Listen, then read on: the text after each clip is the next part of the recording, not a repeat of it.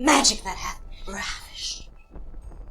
You must know of Dr. Faustus of the medieval times, who sold his soul to the devil. Why do you think he did it? Being a scholar of divinity, he knew far too much about the clergy and their corruption. Faustus would rather sell his soul to the devil and later ask forgiveness personally from God, rather than buying pardons from clergymen. He was a man of religion, an insider, and he knew how religion was being used to make a fool out of people.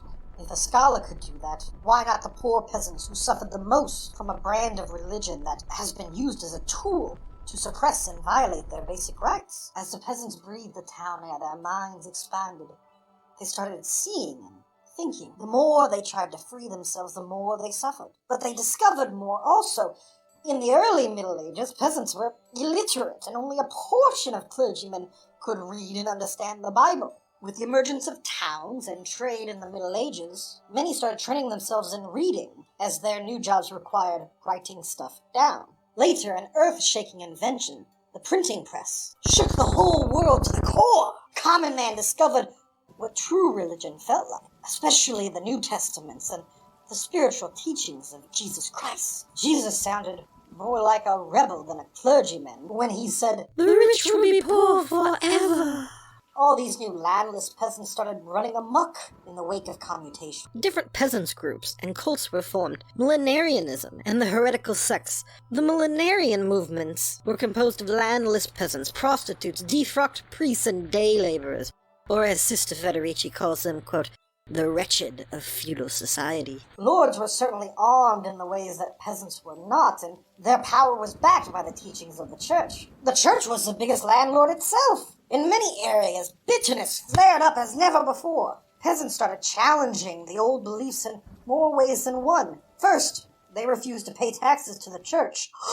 Peasant women started denouncing the churchmen who abused. The revolt by the wretched against the noble was a new type of struggle, reached far beyond the limits of the manor, and envisioned a total change in society. Millenarianism was often accompanied by profound prophecies and apocalyptic vision. They came in many forms of organized groups of rebels. In many places it was cults who might have made Faustian pacts with the devil. In other places it was people who believed in the second coming of Christ. These were mainly spontaneous movements with little organizational structure. They were usually based on specific events or led by charismatic leaders, and as such, as soon as force was applied to them, they typically collapsed. While these movements were short-lived, they spoke to the desire for something new. Some of these movements include, in 1224, there appeared a man called Pseudo Baldwin who instigated a civil war in Flanders. Flanders is here in modern-day Belgium, by the way, with the promise of gold and silver and social reform to poor Flemish weavers,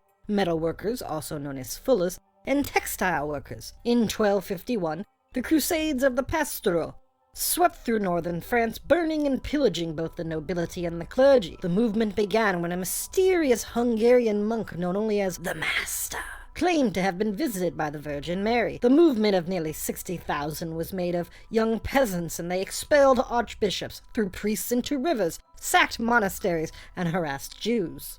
In the 1260s, the movement of flagellants spread from Italy through several European countries.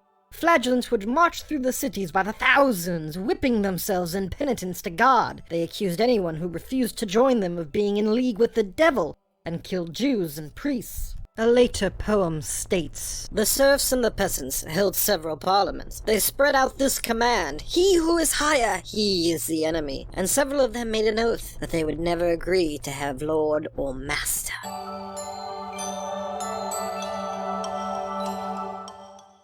It was not the millenarian movement, however, but popular heresy that best expressed the search by the medieval proletariat for a concrete alternative to feudal relations and its resistance to the growing money economy. By denying the higher authority and making an oath to themselves and not the church, they were declared heretics by the church. There were, after all, many of them who, in their bitterness for the lords and church, turned their backs on the old belief. Heretical sects were a search for an alternative to feudalism, a conscious attempt at a new society. These were where us witches gathered. We reinterpreted religious traditions away from the church's hegemony, guided people's need for both spirituality and social justice, castigated social hierarchies, private property, and the hoarding of wealth by the nobility and the clergy. As my dear sister Federici says, quote, "At the root of popular heresy was the belief that God no longer spoke through the clergy.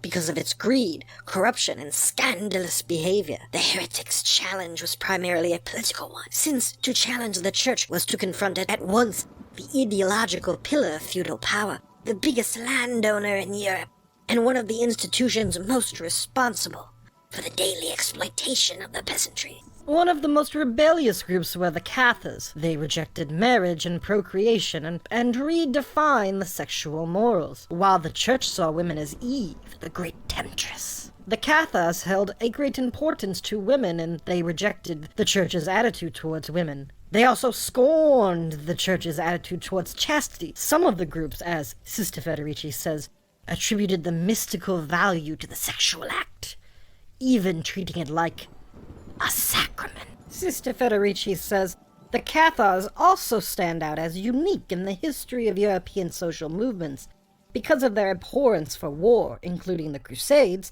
their condemnation of capital punishment, which provoked the Church's first explicit pronouncement in support of the death penalty, and their tolerance of other religions. Beyond the Cathars, there were the Waldensians of Lyon in the late 12th century, the Brethren of the Free Spirit in the late 13th century throughout Germany, France, Bohemia, and northern Italy, the Taborites of Bohemia in the 1420s, and the English Lollards in the late 14th century. In many cases, whenever peasants began to revolt against their living conditions, they were labeled heretics, despite having no specific religious demands. Once labeled heretics, a crusade could be created against them by the combined power of the nobility and the church.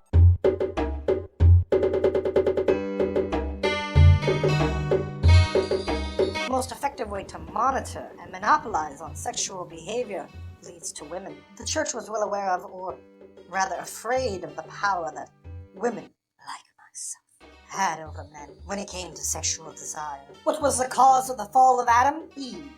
Making sexuality an object of shame was one of the church's ways to avoid women and strip them of their power. Women to them were nothing but a symbol of evil, even when they appeared in their most holy forms. Evil, according to the medieval church, resided naturally within them. Quote, "Sexuality was not a private, but a state matter. If they could keep the power of one segment of the society at check by using religion as a tool, they did. Where there was no shame in sexuality, there was no shame in women. Here women could enjoy equal power and status. Female priests were worshipped as the ladies of thought. Women could preach and baptize. In these groups, men and women lived free together. Women had their own communities as well, outside male control. It was, in fact, women who gave life to the heretics movement. Most of them came from the most suffering sections of serfdom and peasantry. The movement even bordered on a sexual revolution when women tried to control their own reproductive systems." And that set the last alarm bell ringing. The sexual doctrine of some heretical groups posed a great threat to the church that monitored sexuality. When women took charge of their own bodies and reproductive symbols, they symbolically shook the feudal ground to its core. So the persecution of the worst kind, as lethal and cruel as history had hardly witnessed before, started. Women were tortured, abused, burnt alive at the stake in front of people's eyes. There were many women who were not even part of the groups, got killed brutally. The Inquisition is one of the darkest chapters in all of world history, especially for us witches, who were the harbinger of change. And the revolts were suppressed, but only for the time being. This is an episode in a series of videos analyzing the book Caliban and the Witch, Woman, the Body, and Primitive Accumulation by the philosopher Silvia Federici. Like and subscribe for more witchcraft, for more knowledge.